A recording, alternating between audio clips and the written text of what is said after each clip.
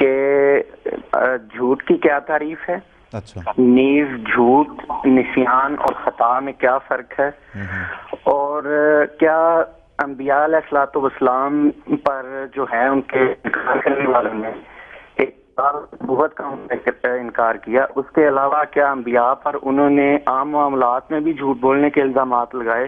تو اگر قرآن کریم کی روشنی میں یا تاریخ انبیاء کی روشنی پہ اس پہ روشنی ڈال دے تو نوازش ہوگی۔ ٹھیک ہے جی شمشاد صاحب، ہم ان کے سوال کی طرف ابھی آ جاتے ہیں اور پوچھتے ہیں، لیکن میرا خیال تھوڑا سا اگر ان کے چھوٹے سوال کا چھوٹا سا جواب دے دیں۔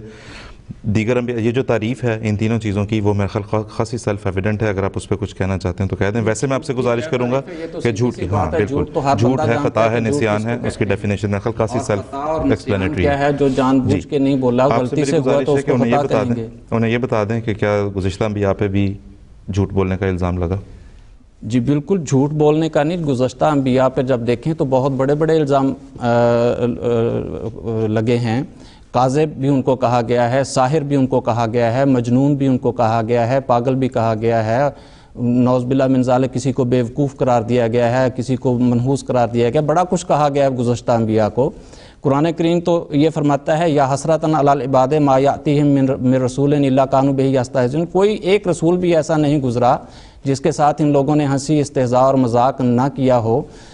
لیکن سوال یہ ہے کہ جھوٹ کہتے کس کو ہیں؟ اب نبی اگر تو وہ جو خدا تعالیٰ نے اس کو پیغام دیا ہے اور وہی پیغام لوگوں کو پہنچا رہا ہے تو وہ سچا ہے، اور اس کی سچائی کے لیے دیگر نشانیاں بھی قرآن کریم نے بیان کر دی ہیں، جیسا کہ ابھی میں نے پہلے سوال کے جواب میں یہ آیت پڑھی تھی کہ انہ لا یفلح المجرمون، مجرم جو ہے وہ کامیاب نہیں ہوتا۔ اگر اس جو بات وہ کر رہا ہے اپنے خدا کی طرف سے ہونے کی، اس کے ساتھ نشانات موجود ہیں تو اس کا مطلب ہے وہ سچا ہے، اور اگر اس کے ساتھ نشانات موجود نہیں ہیں اور وہ افتراء کر رہا ہے، جان بوجھ کے جھوٹ بول رہا ہے، تو اللہ تعالیٰ فرماتا ہے کہ وہ کامیاب نہیں ہوگا۔ لیکن اس کا یہ مطلب نہیں کہ قوم اس کے پیچھے ڈنڈا لے کے پڑ جائے، لٹھ لے کے پڑ جائے، یہ طریقہ کار نہیں ہے۔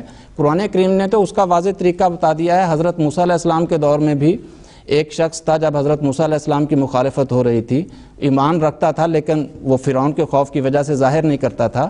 جب حضرت موسیٰ علیہ السلام کے خلاف تدبیریں ہو رہی تھیں تو اس نے یہی کہا تھا کہ ان یکو صادقا کاذبا فعلیہ کذبہ وان یکو صادقا یصبکم بعض الذی یعدکم، کہ اگر وہ جھوٹا ہے تو اس کے جھوٹ کی سزا تمہیں تو نہیں ملے گی، اسی کو ملے گی، اس پر اس کا کذب پڑے گا۔